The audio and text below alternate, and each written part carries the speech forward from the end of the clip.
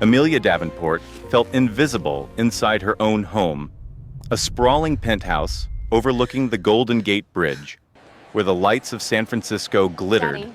like a cold, distant galaxy.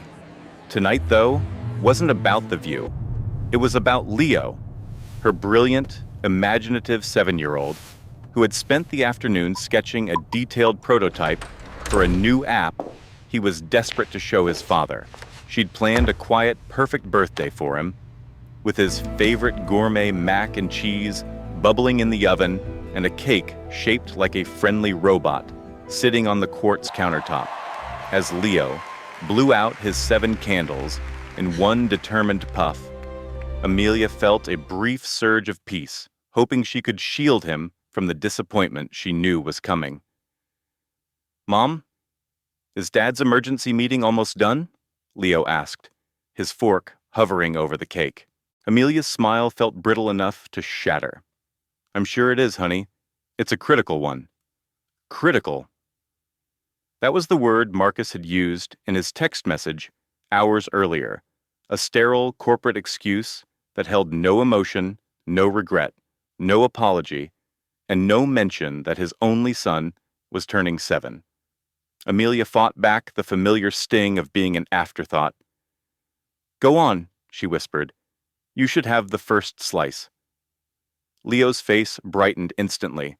One wish, one perfect moment of childhood joy. As the wisp of smoke from the last candle curled towards the ceiling, the family's shared tablet, which she'd been using to look up school lunch menus, chimed with a notification. New photos added to family stream. Confused, she tapped it open, and all the air rushed out of her body. It was a photo of a woman, a stranger, wearing a unique, custom-made smartwatch band, the very design Amelia had sketched herself, the one she'd asked for as a push present. But it wasn't the watch that made her vision tunnel. It was the photo's caption, clearly meant for a different audience. "For Chloe, my North Star." The silence in the penthouse became a roar in her ears. Her mind scrambled as she quickly searched for Chloe and her husband's tech company. The results were a cascade of digital knives, press releases, conference photos, and a feature on Marcus and his firm's star head of product, Chloe Vance. Leo wandered out from his room, drawn by her stillness. "Mom, isn't that the lady who showed us the new office robots?" Amelia's throat closed up as she stared at a picture of Marcus and Chloe at an awards dinner, his smile more unguarded and joyful than any she had seen directed at her in years. In that single, sickening moment, the entire architecture of her life came crashing down. Amelia Davenport had never thought of herself as the kind of wife who would snoop through her husband's digital life. For most of their marriage, she had based their world on a foundation of absolute trust, convinced that their partnership was stronger than the temptations that came with Marcus's meteoric rise in Silicon Valley's ruthless landscape. It was a world she had helped build, a world where she was his creative partner before she traded her own thriving career as a brand strategist for motherhood and the curation of their beautiful, empty home. But tonight wasn't about trust. It was Leo's 7th birthday, and Marcus's absence was no longer a scheduling issue. It was a deliberate choice she could no longer afford to misunderstand. She thought of all the fundraising galas she'd attended alone, forcing a smile for the cameras while explaining he was closing a huge deal. She thought of the family vacations they'd replanned multiple times, only for him to cancel at the last minute for a critical launch. She thought of telling Leo just last week, "Daddy is working so hard to build the future for us, sweetie." Leo had nodded, his small face filled with a solemn understanding that broke her heart. Right then, Amelia knew the performance had to be over, for both their sakes. After she tucked Leo into bed, she realized the synced photo had been a simple oversight, a careless upload from his work phone to their shared family cloud. A mistake. His first truly clumsy mistake in a very, very long time. Amelia clutched the tablet, her knuckles white. She felt like a trespasser in her own living room, surrounded by minimalist furniture and smart home tech that Chloe's team had probably helped integrate. When she found a photo of Chloe at a tech summit wearing a distinctive lapel pin that Marcus had dismissed as a prototype for investors, every flicker of self-doubt she'd ever harbored solidified into cold, hard certainty. "This is for us," he'd said, gesturing to a projection of the company's growth. "Everything I'm coding is for us." He had conveniently omitted who us really was. He had failed to mention that while she was scheduling pediatrician appointments, he was commissioning custom-designed jewelry for his mistress. He had failed to mention that he was diligently building a second life, one in which she and their son were merely a legacy feature, soon to be unsupported. For a split second, as she stared out at the fog rolling in over the bay, she let herself hope it was all just a terrible nightmare. She had no idea the reality was far more devastating than she could possibly comprehend. There was a time when Marcus Davenport wasn't an alien in his own home. Before the endless product cycles, before the hushed calls he took on the balcony, before the emotional disconnect became their new operating system, he was the man Amelia had designed her whole future with. In the beginning, when his AI company was just an idea scribbled on a napkin in a coffee shop, Marcus would bring her tea in bed and they would brainstorm for hours. He used to lift Leo onto his shoulders at the beach, pretending to be a giant robot guarding the coastline. He used to whisper, "Amelia, you and I are the source code. Everything else is just built on top of us."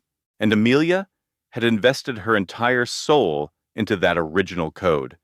But as his company's valuation grew, his capacity for human connection seemed to shrink. It started with small bugs in the system, a forgotten anniversary, a patronizing tone when she talked about her day, a new obsession with biohacking and exclusive tech retreats.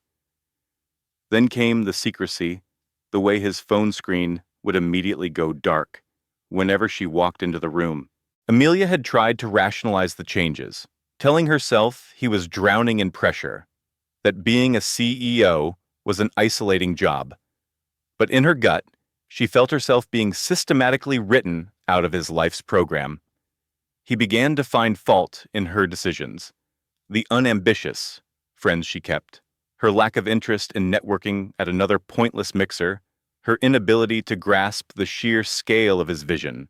And Amelia, pregnant with their second child, quietly accepted every single criticism, the way a woman who feels her world shrinking often does, until she could barely remember what it felt like to be his equal. What hurt more than the neglect was his talent for gaslighting. Marcus could make his absence feel like her failure. If she admitted she was lonely, he would say, "You need a project, Amelia. Keep yourself busy." If she mentioned that Leo missed him, he would let out an exhausted sigh. "Do you have any idea what it costs to maintain this life for you?" But the true cost was simpler, colder, and staring back at her from the illuminated screen of the tablet. Marcus wasn't just working, he was beta testing a new life. He wasn't just detached, he had already disinvested from their family. As she found a short video on a tech blog of him and Chloe laughing together on a panel, their chemistry easy and intimate, Amelia felt something she hadn't felt in years. Not grief, not even rage, but a terrifying, absolute clarity.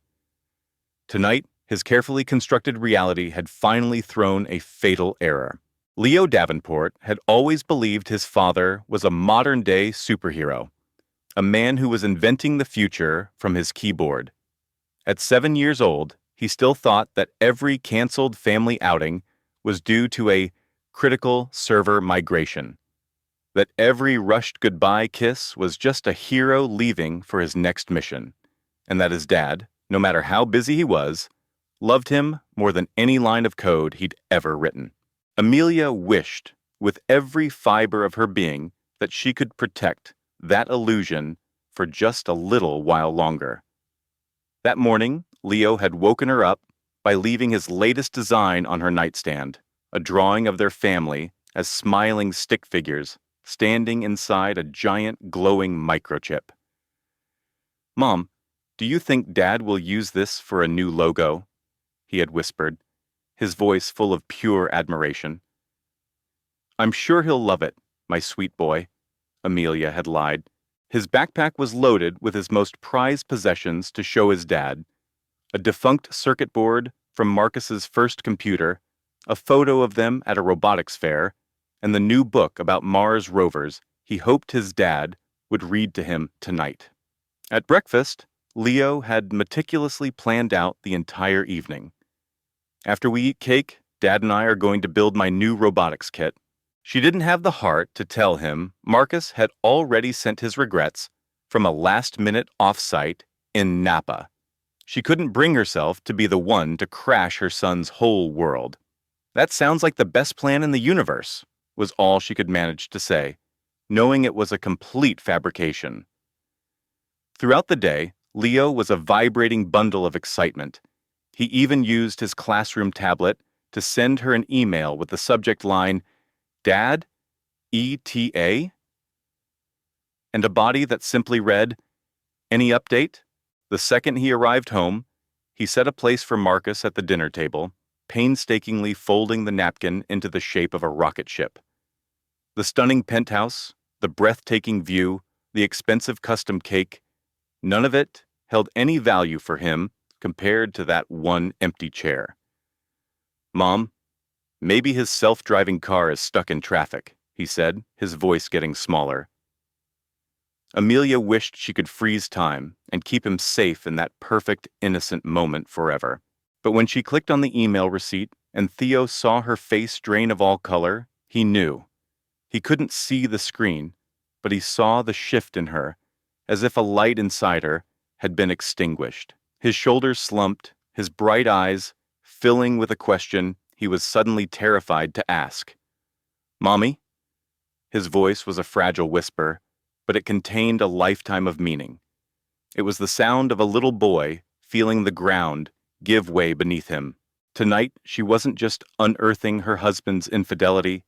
She was watching her son learn the soul-crushing lesson that sometimes you aren't enough to make your own father come home. Arthur Lexington hadn't just missed Theo's birthday. He had leveraged it for a different life, as if his own son was just an asset to be liquidated. The moment that truth really began to set in was hours before the receipt, when her phone buzzed with the text she should have seen for what it was. Site inspection ran late. Staying in the Hamptons to meet contractor at dawn. Don't wait up. Not, give my amazing son a huge hug for me. Not, tell Theo I can't wait to celebrate. Just logistics. Claire had stared at the message, her thumb hovering over the reply button. She typed and deleted 3 different responses before finally sending nothing. There was no counter-argument to be made. Arthur had made his choice perfectly clear. She squeezed the phone, her breathing shallow. She had promised Theo a perfect day, a day where he was the center of his father's universe. When Theo had asked, "Is Dad coming home soon?" she had constructed a smile that felt like it might crack her face. "Honey, your dad is finishing a very important building. He's a hero to his clients."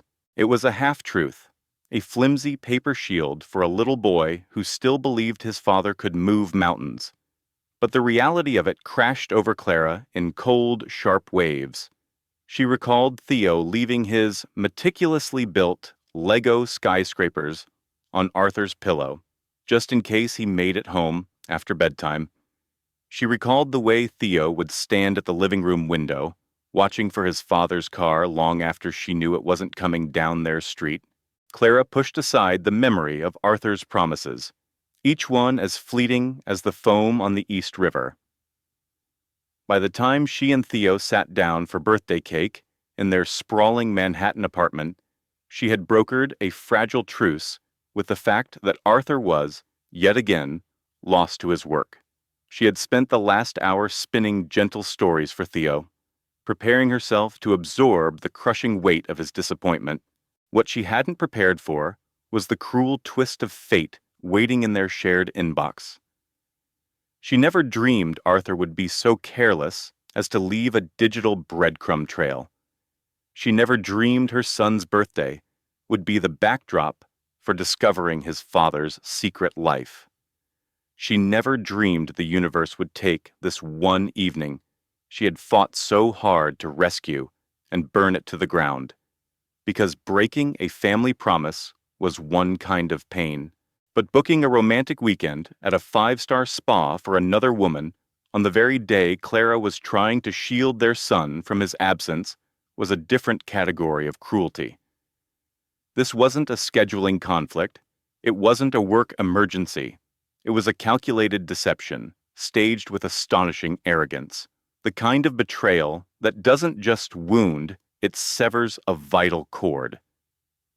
For Clara Lexington, clicking open that email felt like entering a different dimension, one she had only ever observed from the outside. Birthday banners hung limply in the living room, balloons bobbed against the impossibly high ceilings, and half-eaten slices of cake sat on the marble countertop. This was a world of private joys and family rituals, a place that now felt contaminated. But her goal tonight wasn't to mourn. It was to give Theo a small piece of magic, a memory untainted by his father's absence. She had led him through a scavenger hunt for his presence, past priceless works of art, and toward the city's best toy stores. Clara was wearing a simple maternity dress she'd bought on a hopeful whim, held together now by sheer will. But when she saw Theo's jaw drop at the sight of a sprawling new train set, a genuine warmth bloomed in her chest. "Mom, it's bigger than our whole table," Theo whispered, his small hands hovering just inches from the box. Clara managed a real smile. "Well then, tonight, you're the most important conductor in all of New York City." She guided him to the kitchen island, a sweet sanctuary in a sea of intimidating quiet.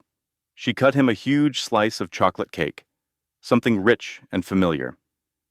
She wasn't sure his palate was ready for the fancy catering she'd canceled, and she was determined to let nothing spoil their special night.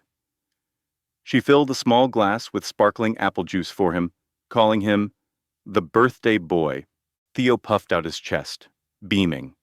For one brief, shimmering moment, everything was perfect, captured in a delicate, beautiful bubble. Clara let out a breath she hadn't realized she was holding. She glanced around the apartment, taking in the scene. A famous architect's model on the bookshelf, a wall of windows overlooking Central Park. She didn't belong in this world of ambition and influence anymore. But being here, for Theo, made her feel tethered to it all the same. Theo kicked his feet under his chair.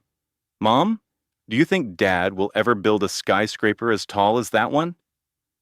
Clara's heart tightened. She hated lying to him, but the instinct to protect him was far stronger. "I think he'd just want you to have fun playing in this one," she answered, her voice soft.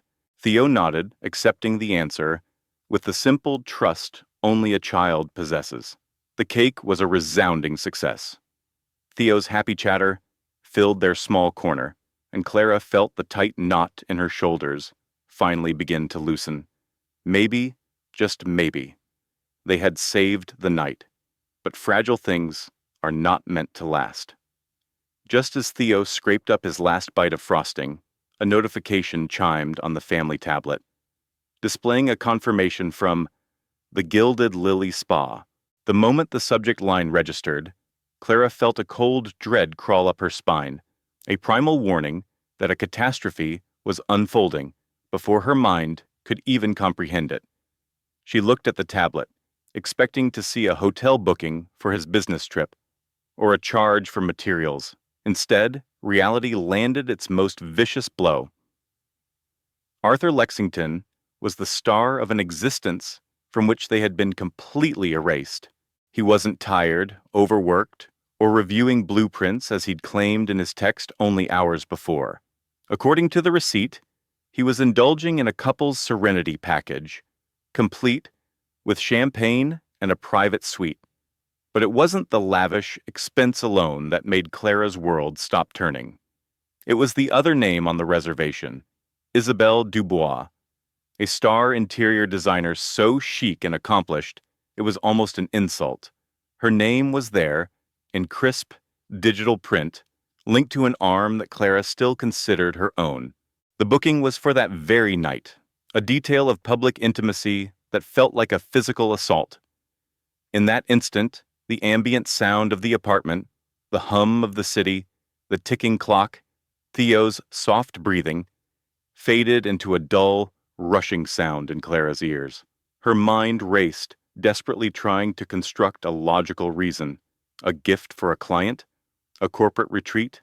A terrible misunderstanding? But then she saw the add-on. Anniversary rose petal service. Theo saw her face a second later. His small hand froze, his fork clattering onto his plate. His happy expression dissolved, replaced by a storm of confusion. "Mommy, are you sad?" he said, his voice a tiny, unsteady whisper. Clara forgot how to breathe. She stared at the screen, and in that moment, she could almost see Arthur's confident mask disintegrating. She pictured his charm vanishing, his jaw tightening, his entire body going rigid if he knew he'd been caught. It was the look of a man cornered by a truth he could no longer outrun. She imagined Isabelle Dubois, her smile faltering, as she realized her romantic evening was built on the ashes of a little boy's birthday. A flash of something, pure, unadulterated fury, shot through Clara. She rose to her feet, her hands feeling numb and disconnected from her body. Theo grabbed her dress, his knuckles turning white, his eyes searching hers for an answer she did not have. With one click, the carefully managed world Arthur built on secrets collided with the family he had tried to leave in the shadows. Clara didn't make a conscious choice to move. Her body took over, driven by a fierce maternal need to shield her son from the fallout of the explosion happening right in front of him. She closed the tablet, the soft click echoing in the silent room. She turned to Theo and manufactured a smile that felt like shattered glass. Her voice was a raw whisper when she finally spoke, shaking not with weakness, but with the colossal weight of what she had just discovered. "Of course not, sweetie. Mommy's just very tired." She picked him up, holding him tight against her pregnant belly. "What do you say we go read a story?" The sheer audacity of the lie stole the air from her own lungs, but for her son, she would hold her breath for as long as it took. "You lied about working late," she said, her voice a strained whisper that threatened to break. "I brought Leo to surprise you because you promised you were just finishing a presentation." Leo peeked from behind her coat, his small hand gripping the fabric. "Daddy," he mumbled, his voice small and confused. "Why are you holding her hand?" Julian's throat went dry, his gaze flickering across the crowded gallery, as if searching for an exit.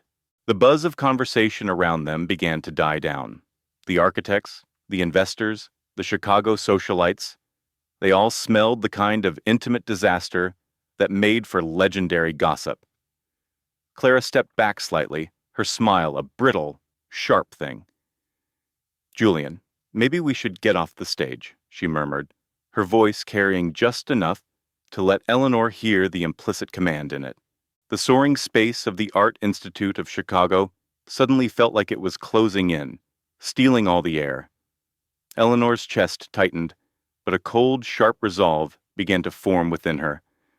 "Oh, please, don't stop for me," she said, her voice deceptively light, yet slicing through the tension. "This is clearly your moment." Clara's practiced smile faltered, a flicker of genuine annoyance crossing her features. "Julian didn't say you'd be attending. she stated, her tone making it clear that Eleanor was the intruder. A harsh, soundless laugh almost escaped Eleanor's lips. Your moment, your big unveiling. While I was at the obstetrician's office, waiting to show you the first clear sonogram of our baby boy. Julian, the real estate mogul, took a half step back as if struck, his carefully constructed composure finally shattering. Eleanor, this isn't the place. But it is the stage you built, isn't it? She shot back, her voice trembling but clear. For the first time all evening, Clara Vance's formidable confidence evaporated, leaving her looking utterly blindsided. She shifted away from Julian, as if the fallout from his personal life was a sudden, scorching heat she could feel on her skin. Eleanor felt Leo's little body shaking against her leg. In that instant, surrounded by masterpieces of art, standing next to a devastating betrayal, with her son's world cracking apart, a brutal clarity washed over Eleanor Thorne. It wasn't rage, not yet. It was the quiet, hollow sound of a door slamming shut for good. This was the end of protecting Julian's image and the beginning of protecting herself. Just as her knees felt they might buckle, a calm figure detached himself from a nearby knot of people. A distinguished older man in an exquisitely tailored suit approached them, his expression a mixture of quiet authority and genuine concern. Alistair Davenport. She hadn't seen him in years, not since her time as a young curator at this very museum, before she married Julian. He was a pillar of Chicago's philanthropic community, a man whose quiet opinion on the museum's board held more weight than 100 noisy investors. She remembered his sharp intellect and profound kindness. She never dreamed he would be a witness to the demolition of her life. Eleanor, he said, his voice soft but filled with unmistakable worry. Is everything all right here? Julian stiffened beside Clara, his public smile frozen on his face. We're fine. Alistair's gaze remained on Eleanor. His eyes softened with compassion when he saw little Leo hiding behind his mother's dress. Eleanor tried to form a word, but only a choked, broken sound emerged. I don't know. Alistair moved to stand beside her, creating a subtle, protective buffer. It wasn't a challenge, but his steadfast presence felt like a shield. Julian scoffed, a bit of his usual arrogance resurfacing. This is a private family matter. Alistair finally met his gaze. You made it a public spectacle, he replied, his voice level but laced with a deep, cutting disappointment, and your son is clearly frightened. Clara, the other woman, shifted impatiently. She was not accustomed to being a supporting character in someone else's drama. Look, we're not trying to make a scene. No one is, Mr. Davenport replied, his tone gentle but unyielding. But a child is distressed, and that is now the only priority in this room. A torrent of emotions flashed across Julian's face, fury, humiliation, and a sharp dose of fear as he saw his primary backers watching the scene unfold. Leo tugged on Eleanor's coat. Mommy, can we go home now? His small voice was a shard of glass in her heart. Alistair leaned in slightly. If you need to leave, he murmured, for her ears only, I will walk you out. Julian moved as if to block their path, his temper flaring. She doesn't need your help. Eleanor took a slow, deep breath, the kind you take right before you change your life forever. For the first time that night, she met Julian's eyes, her own gaze steady and resolute. Actually, I do, she said, and so does my son. A profound silence fell over the surrounding guests as they understood that Eleanor was no longer standing there by herself. Eleanor barely recalled crossing the polished stone floor toward the main entrance. She was only aware of Leo's small, cold hand in hers, and the solid, respectful presence of Mr. Davenport a few steps behind them. He stayed close enough to be a shield, but far enough away to grant her a measure of dignity. Outside, the frigid Chicago wind whipped off the lake, a cold shock of reality against her burning cheeks. The city skyline glittered against the dark sky, its reflection on the water as shattered as her heart. Leo sniffled, rubbing his eyes with his little coat sleeve. "Mommy, did I do something bad? Is that why Daddy made us go away?" The question was more painful than any public humiliation. Eleanor knelt, framing Leo's face with her hands. "No, my sweet boy. You did absolutely nothing wrong. This is not about you." "But Daddy looked angry," Leo whispered, and he was holding that lady's hand. Eleanor's throat closed up. She wanted to build a wall around his childhood that no adult failure could ever penetrate. But the wrecking ball had already swung through their lives. Before she could find the words, Alistair crouched beside them, his voice calm and reassuring. "Leo, sometimes grown-ups get so busy with their big, complicated projects that they forget about the people who are most important. That is always their mistake, never yours." Leo looked up at him, taking in the words with the solemn focus of a child trying to make sense of a deep hurt. Eleanor looked at Alistair, truly saw him, and recognized a man of profound integrity and compassion. He had stepped into her personal nightmare without a moment's hesitation, guided only by simple human decency. He couldn't have known the history, but he instantly understood the damage. "Thank you," she breathed, the words barely audible. "You have nothing to thank me for," he replied gently. "No one should have to stand in a storm like that alone." Before Eleanor could answer, the heavy glass doors of the museum swung open. Julian strode out, his face a mask of cold rage, his hands balled into fists. "Eleanor, we are going to talk about this right now." Alistair rose to his full height, his gentle demeanor transforming into something solid and immovable. "Now is not the time," he stated, his voice firm. "Your son has been through enough. Let them go home." Julian's furious gaze snapped to him. "You have no right to interfere in my private life." Eleanor slowly stood, her exhaustion hardening into steel. "You gave up that right tonight," she said quietly, "when you put your affair on a stage for the whole city to see." Julian's mouth opened, but no sound came out, not with his son watching him, not with Alistair Davenport, standing there like a pillar of moral judgment he could not intimidate.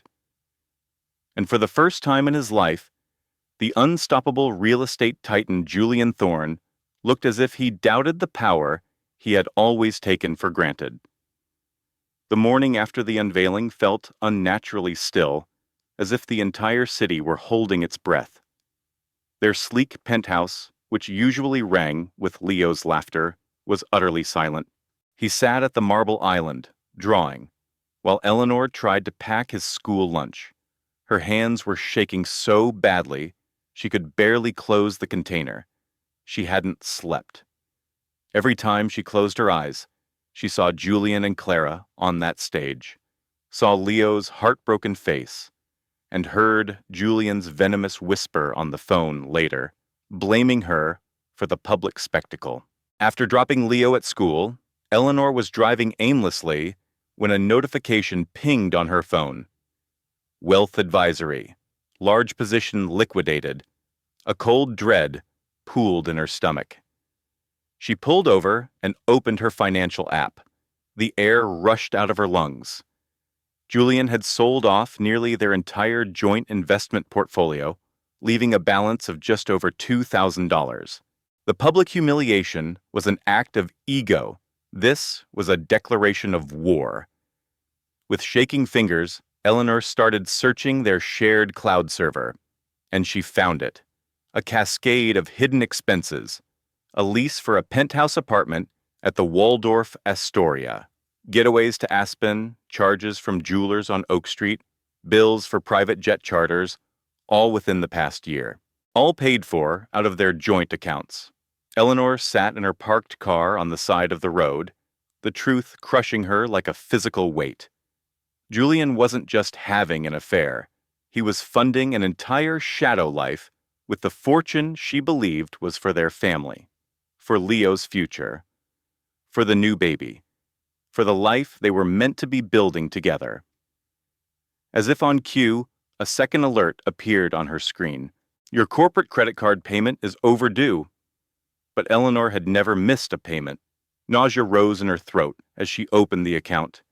The statement was a detailed record of purchases she hadn't made. Luxury building materials, first-class flights to Dubai, lavish dinners with architectural critics. Julian hadn't just stolen their future, he had been using their shared finances to build his mistress a whole new world. He had secretly established a shell corporation and was funneling their shared assets into it. This wasn't an oversight. This wasn't some messy indiscretion. This was a methodical, architectural plan to leave her utterly bankrupt, a plan she had been too in love to ever suspect. As she stared at the tablet, one thing became chillingly clear. Julian wasn't just cheating. He was actively building an entirely new life without her, using their joint fortune as the foundation. And Amelia Vance had just discovered the master blueprints for her own ruin. Amelia stood before the imposing steel and glass facade of Thorn Tower Developments, clutching a tablet filled with downloaded property deeds and wire transfer confirmations. She had no clear idea what she hoped to achieve. Perhaps a confession, an apology, or even just a sliver of remorse. What she truly needed were answers, not for the sake of their marriage, but for her own survival. The lobby was a cavernous space of marble and bronze. Men and women in impeccably tailored suits moved with a sharp, decisive energy that made her feel like a ghost in her own story. She clutched the tablet tighter and headed for the executive elevator. By the time its doors slid open on the penthouse level, her heart was a frantic drum against her ribs. Julian's assistant, a sharp young woman with a practiced smile, glanced up. "May I help you?" "No," Amelia replied, her voice strained. "I'm his wife." A flicker of unease crossed the assistant's face. "Let me just see if he's free." But Amelia didn't hesitate. She strode past the desk, pushed open the heavy oak door to his corner office, and stopped cold.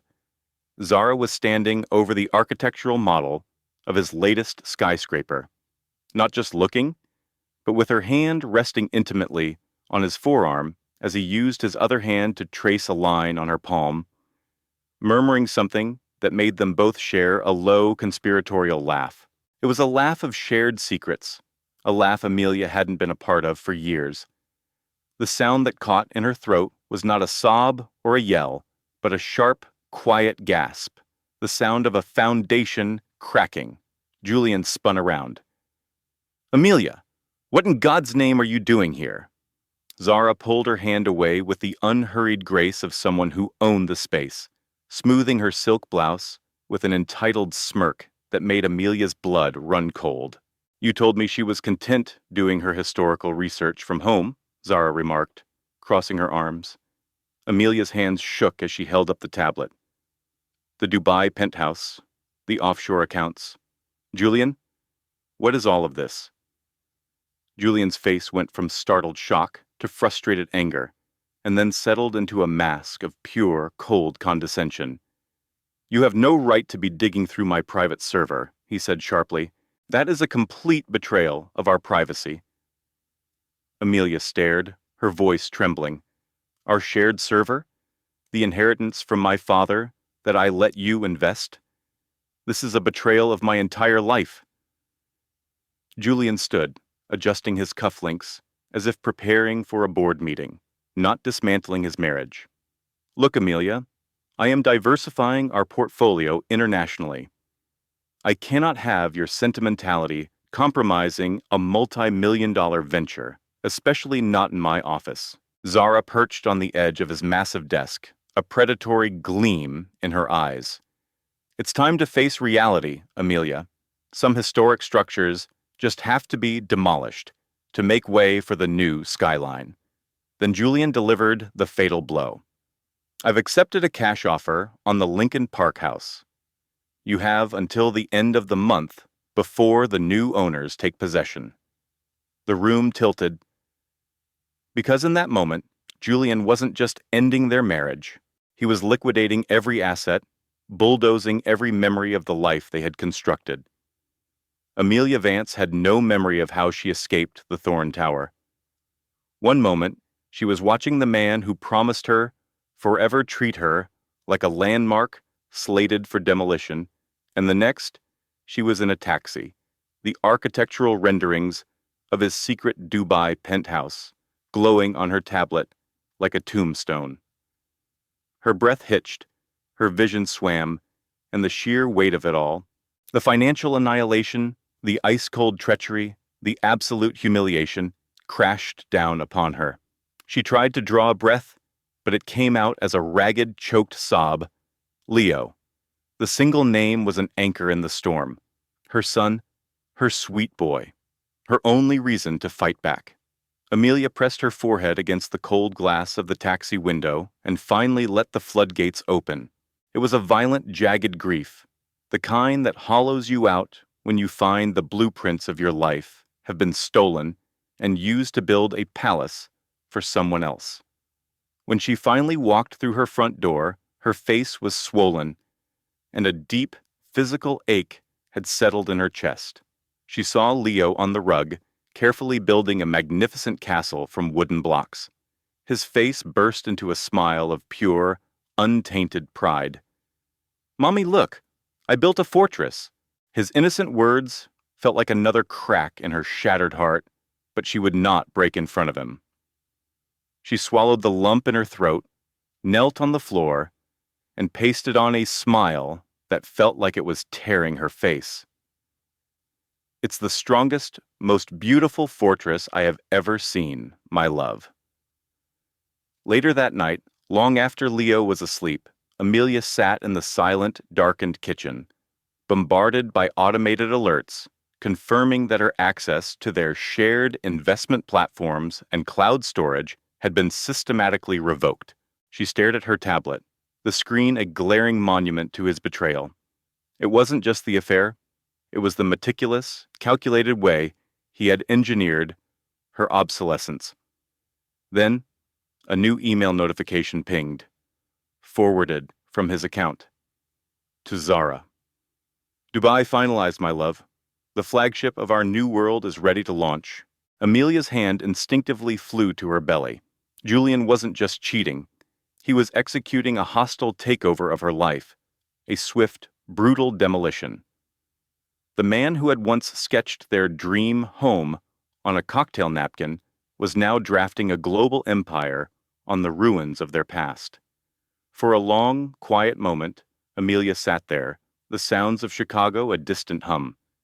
Then something new sparked in the wreckage.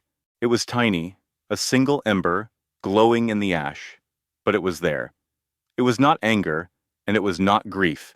It was resolve. A voice deep inside her whispered, "You will not be demolished. Not like this." It was not strength, not yet, but it was the beginning of it. The next morning, Amelia walked out of their Lincoln Park brownstone, a biting wind whipping off Lake Michigan that had nothing to do with the weather. Sleep had offered no escape. Every time she closed her eyes, she saw shimmering Dubai towers and champagne toasts, hearing Julian's voice say, "The flagship of our new world." She needed a plan. She needed to think. While waiting for coffee at a small, quiet cafe, a familiar voice called her name, Amelia. She turned to find Marcus Cole, the curator from the Architectural Foundation, holding a worn book. He was dressed in a casual sweater, not his usual tweed jacket, which made him seem more approachable, more human. What are you doing here?" she asked, suddenly conscious of the dark smudges under her eyes. "This is my refuge," he said with a warm smile. "But I saw your face just now. At the Foundation Gala last month, you seemed distant. I hoped you were all right." Her throat felt tight. It had been an eternity since someone had really looked at her. Amelia tried to deflect. "I'm fine, honestly." But Marcus's kind eyes saw the truth. His gaze dropped to the tablet she was clutching, the screen still displaying the damning Dubai property records. "Is everything all right?" he asked, his voice soft. Amelia paused. Then, on a sheer, desperate impulse, she slid the tablet across the table. Marcus's brow furrowed as he swiped through the files, his jaw tightening with every new piece of the puzzle. When he looked up, his expression was grim. "Amelia," he said, his tone now serious and sharp, "what Julian is doing here isn't just a personal betrayal. Systematically transferring marital assets into an undeclared offshore LLC to hide them before a divorce. That's a federal crime." The word hung in the air, slicing through her despair. "Criminal. Not just cruel, but illegal." "I could never afford an attorney who could take on Julian Thorne," she whispered, the words tasting like defeat. But Marcus shook his head. "That's not what you need. My brother-in-law is a forensic accountant. He works with the SEC. He doesn't fight couples. He dismantles financial conspiracies." Amelia could only stare at him, speechless. "Why would you do this for me?" Marcus met her gaze, his sincerity a lifeline. "Because what he's doing to you, especially with a child, and another on the way, is unconscionable. Because your children deserve what is rightfully theirs, and because sometimes you see a piece of history being destroyed by greed, and you have to fight to preserve it." For the first time in what felt like an eternity, the crushing weight on Amelia's chest lifted, just a fraction. A single tear rolled down her cheek, but this one was not from sorrow. It was from hope, a hand reaching out as the ground gave way beneath her. Marcus slid her tablet back, his voice firm. "You are not alone in this anymore, Amelia. And you are not being demolished, not if my brother-in-law has anything to say about it." Amelia Vance had spent 5 years putting her own ambitions in storage to make room for the sleek, minimalist world Julian Thorne was building. But the day after Marcus's offer, a seismic shift began deep inside her. It wasn't a sudden collapse. It was the slow, determined reversal of a demolition. It started in the study, a room Julian had turned into a shrine for his numerous design awards. Tucked away in a vintage Louis Vuitton trunk were her old art auction catalogs, notes for a gallery exhibition she'd curated in her 20s, a passion Julian had once called a charming, unprofitable distraction. That afternoon, she laid them out. She slipped into a soft cashmere sweater, pulled her hair into a loose knot, and began arranging the pages on the vast, empty dining room table, covering the polished mahogany with the vibrant colors of her past life. When she saw her reflection in the dark windows, she no longer recognized the devastated wife she'd been that morning, shattered by a secret, leather-bound ledger. She didn't see the woman about to be displaced from the life she had so carefully built. She saw the curator she once was, a woman profoundly betrayed, but nowhere near broken. She canceled her daily Pilates session and instead had her driver take her to the Loop, to the imposing steel and glass tower where her brother had his law firm. Her hands were unsteady as she announced herself at the marble reception desk. Her voice was barely a whisper as she began explaining everything to the attorney, Ava Chen. But she quickly gained strength, presenting the photocopied pages from the ledger with a calm, methodical clarity that felt both new and empowering. When she was done, Ava leaned back, a fierce, reassuring smile on her face. "Don't you worry, Eleanor. Men like your husband think they own the skyline because they can pour concrete. We're about to show him what a faulty foundation really costs." Eleanor's eyes welled with tears, not of grief, but from the immense relief of finally having an advocate. The retaliation, however, was just getting started. Julian's texts began to flood her phone. "You're overreacting. This is just creative financing. Let's talk about this like adults." Eleanor refused to reply. Instead, she captured an image of every condescending message and uploaded it to Ava's encrypted client server. That evening, she recalled the combination to his secondary safe in the wine cellar. Inside were falsified loan applications, deeds for shell corporations, and the initial cash transfer receipts for the restaurant property in Fulton Market that Julian believed were long gone. She organized them, scanned them, and labeled each digital file with cold precision. Later that night, sitting in the quiet glow of her tablet, she felt a distinct, gentle flutter from inside her womb. It was terrifying. It was a creation more daunting than any exhibition she had ever mounted. But it was life. It was the groundwork for a new beginning. And when she placed a hand over her stomach and whispered, "We are going to be fine," it wasn't just a wish.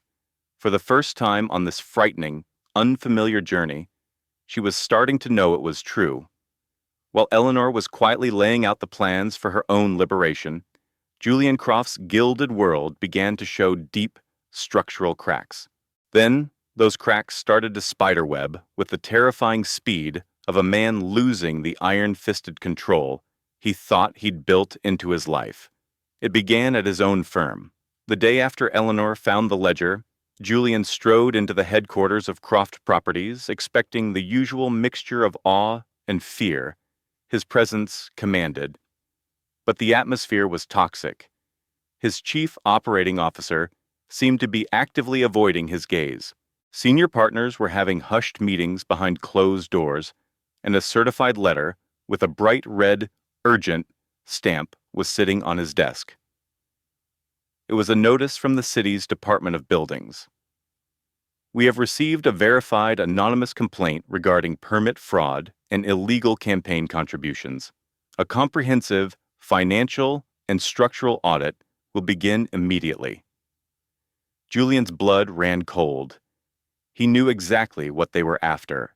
The private investment for Sophia's restaurant venture, the trips to the Cayman Islands, billed as investor scouting, the huge cash withdrawals disguised as contractor bonuses. He slammed his desk drawer shut. "This is a political shakedown," he muttered to himself. But the system was already failing. By 3 p.m., the firm's head counsel was in his office. "You have to turn over everything, Julian. Full transparency." The entire situation was spinning out of his control. It became painfully obvious when all 3 of his desperate calls to Sophia went straight to voicemail. The woman he'd promised a culinary empire had gone dark the moment his own began to crumble. He sent another message. "Call me. Immediately." The delivered receipt appeared, but the silence that followed was heavy and absolute. His hands balled into fists. He was a man who was not used to being ignored. At the same time, Eleanor's complete silence was a unique form of torture.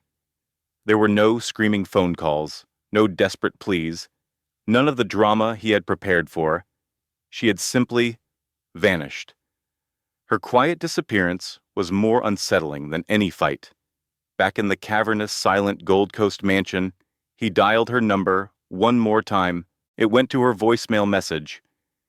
He stood in the opulent drawing room he now hated, a hurricane of fury and fear building inside him. His command over the life he had so perfectly constructed was collapsing. Then came the ultimate insult. The Croft Properties corporate black card was rejected when he tried to book the presidential suite at the Peninsula, a desperate last-minute plan to buy Eleanor back with sheer luxury. He stared at the "payment declined" error on his phone, a hot rush of rage burning through him. This was not how his story was supposed to go. He was the one who made the rules. He was the one who set the price. Instead, in the span of just a few days, Julian Croft was facing the same kind of ruin he had brought upon so many others, and Eleanor had yet to say a single word. Sophia Rossi had absolutely no desire to ever speak with Eleanor Croft. In fact, She had spent the last 72 hours systematically removing Julian from every aspect of her life, blocking his calls, deleting his contact, and purging the tidal wave of texts filled with hollow assurances. Sophia saw herself as a chef, an artist, not collateral damage in the demolition of another man's life. The reality was clear. Julian's world was a 5-alarm fire, and he was trying to drag her back into the blaze with him. So when Sophia showed up on the steps of Eleanor's brownstone, she wasn't wearing her usual confident chef's whites. She was cloaked in a heavy sense of dread. Eleanor opened the door, her expression a mixture of fatigue and shock as she saw the woman who had become the symbol of her life's undoing. "What do you want, Sophia?" Eleanor asked, her voice devoid of heat, which was somehow more chilling. Sophia struggled to find her voice. "I'm not here to ask for forgiveness. I'm here because you need to know who you married." The parts of the story Julian had so carefully curated out. Eleanor remained silent, but she left the door open. Sophia took a shaky breath, the kind one takes before telling an awful truth. "Julian told me your marriage was already over.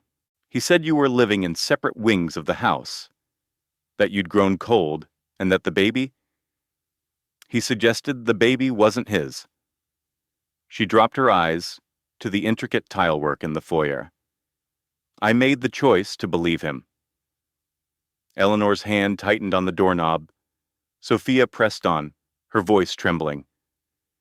"He offered me the world, a restaurant, my own name and lights. But then I saw things that didn't make sense. The cash deliveries, the nervous talk about silent partners. That's when I realized he was taking money from loan sharks, the kind you see in movies. He wasn't building my future." She finally met Eleanor's gaze. He was laundering their money. Eleanor felt the air leave her lungs. But Sophia had one more revelation. "He used your name and social security number to secure high-interest loans. He had copies of your signature. And that investor weekend in Miami last month?" She shook her head. "He was meeting a creditor, a man who explained in very clear terms what would happen if Julian was late with the next payment. The deception wasn't just about us. It was woven into the fabric of his entire business. It was a house of cards, bigger than I could have imagined." "I got out," Sophia said, her voice now a strained whisper. "But he won't leave me alone. He thinks I'll help him protect his reputation. He assumes I will keep his secrets." She looked at Eleanor with stark honesty. "I am prepared to give a sworn statement to your lawyers. Whatever they need, I will tell them every last detail." Eleanor had never expected to find an ally in her husband's mistress. She never thought she'd hear the whole truth, but she certainly didn't anticipate Sophia's final words as she turned to leave. "Julian Croft is about to lose his entire empire, and he knows you hold the key to his absolute destruction." The mediator's office felt sterile and suffocating. Eleanor walked in, a hand resting protectively on her stomach, while the other clutched a binder her brother Leo had meticulously put together. The overhead lights threw harsh shadows across the long, polished table. This was not a court of law. It wasn't a public spectacle, not yet. But it was the beginning. Division of assets, protective orders, and parental rights. Julian was already there, his frame rigid in an Italian suit that cost more than her car. He deliberately fixed his gaze on the wall behind her. His attorney, a notorious litigator with perfectly coiffed silver hair, leaned in to whisper something as Eleanor entered. But it wasn't Eleanor's presence that made Julian's jaw clench. It was her brother, Leo Vance, one of the most feared corporate litigators in Chicago, who followed her in. He didn't take the chair beside her. He placed his briefcase at the head of their side of the table. He exuded an aura of calm, lethal competence. It was enough to make Julian's knuckles turn white. The proceedings began. Julian's lawyer spoke first, painting a portrait of him as a civic leader, a visionary builder, struggling with the pressures of a difficult marriage. Then Leo stood up to speak. The mediator adjusted his glasses. Eleanor, your counsel has presented evidence of significant unauthorized transactions. It appears Mr. Croft established a holding company using your social security number without your knowledge to funnel funds from your joint accounts into the acquisition of a condominium. The air in the conference room grew thick and still. Julian's expression was a mask of cold fury. Just then, a new player entered the game. The mediator's assistant opened the door, and Sophie Adler was sworn in via video conference. Julian Croft went pale. Sophie's image flickered onto the large screen, her voice clear and steady. I am providing this testimony of my own free will. Julian led me to believe he was in the final stages of a divorce. He used funds from his development firm, which I now realize were commingled marital assets, to purchase a penthouse at the St. Regis. I witnessed him digitally forge Eleanor's signature on the loan and LLC formation documents. One of the junior lawyers on Julian's side let out a soft, involuntary gasp. Julian's lead attorney looked as if he'd been struck. Julian finally erupted. Sophie, for the love of God, what are you doing? But Sophie's gaze on the screen was fixed on Eleanor. I am making things right. The mediator listened, his pen moving swiftly across his legal pad. Mr. Croft, this sworn statement alleges serious criminal conduct, including bank fraud and identity theft. Eleanor exhaled a shaky breath she didn't realize she'd been holding. It wasn't victory, it was air. The mediator looked directly at her. Mrs. Croft, pending a complete forensic accounting of your shared estate, you are awarded exclusive use of the marital home. A temporary restraining order is placed on all of Mr. Croft's access to joint financial instruments, effective immediately. Julian leaped to his feet. This is outrageous. It's a setup. They're in this together. But his voice was just noise. In that room, the evidence was louder than his lies, and the systematic demolition of his empire had just begun. Eleanor Croft didn't mark the moment with a toast. She marked it with the first full, deep breath she'd taken in what felt like a year, standing on the shore of Lake Michigan. After the mediation, she picked up her son Leo from his kindergarten class and drove to North Avenue Beach. The Chicago skyline stood sharp and resolute against the pale blue afternoon. Leo immediately began a determined quest for the perfect skipping stone near the water's edge, his laughter a bright, clean sound on the wind, as if his small universe had suddenly been given more space. For the first time since the nightmare started, Eleanor felt the solid earth beneath her feet. She found a bench, watching her son, letting the steady rhythm of the lake soothe her frayed nerves. The crushing burden of the betrayal, the fear, and the humiliation started to recede with the gentle waves. A voice she knew by heart cut through her thoughts. I had a feeling I'd find my two favorite people here. She turned to see her brother, David, holding two steaming paper cups. He was a chef and always knew what she needed. You're a lifesaver, she managed, her voice thick with emotion. I try, he said with a warm smile, handing her a cup of rich hot chocolate. But I wanted to see for myself. They sat in a comfortable silence, watching Leo finally send a flat stone dancing across the water's surface. David chuckled. He gets that focus from you, he said. He shouldn't have to need it for something like this. Eleanor replied quietly, a familiar ache in her chest. But for the first time, she wasn't facing it alone. David said, his voice gentle. What you did today, that wasn't just some legal victory. That was you reclaiming your life. And Leo's, he added. That took more guts than you know. She stared out at the vast expanse of the lake, her eyes stinging. I don't feel brave.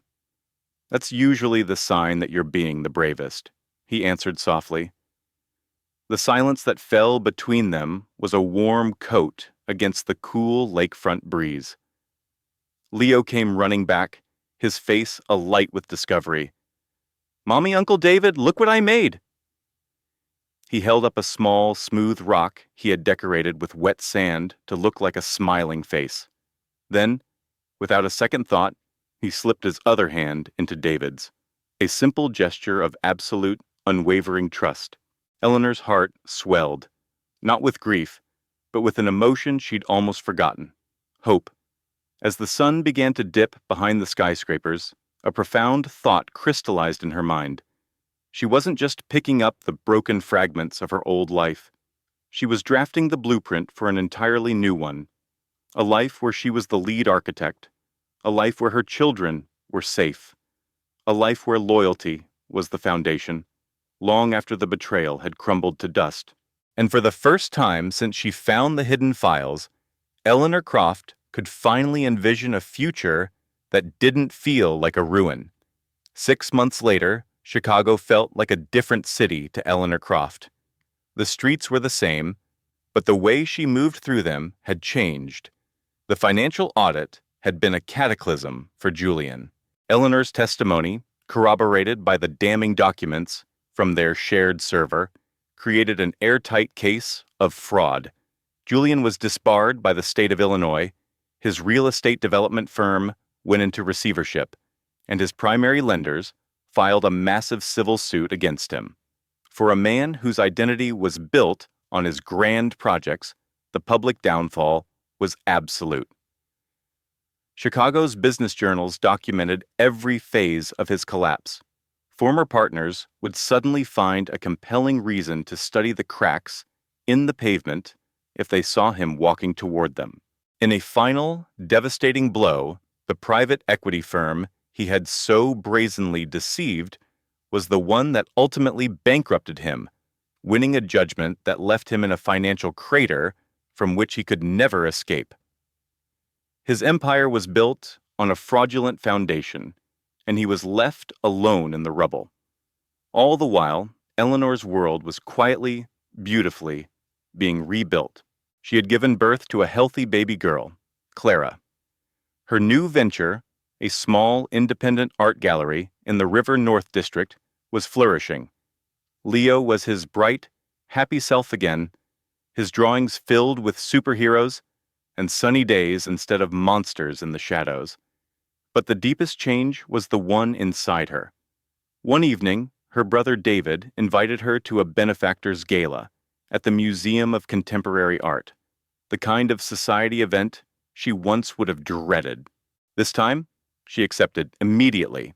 She chose an elegant dress, the color of a stormy lake, a shade that felt like a reflection of her own quiet power. When she walked in, David was waiting. He avoided the easy compliments and effusive praise. He just looked at her, his eyes filled with a brother's profound respect. "You seem whole, Elle," was all he said.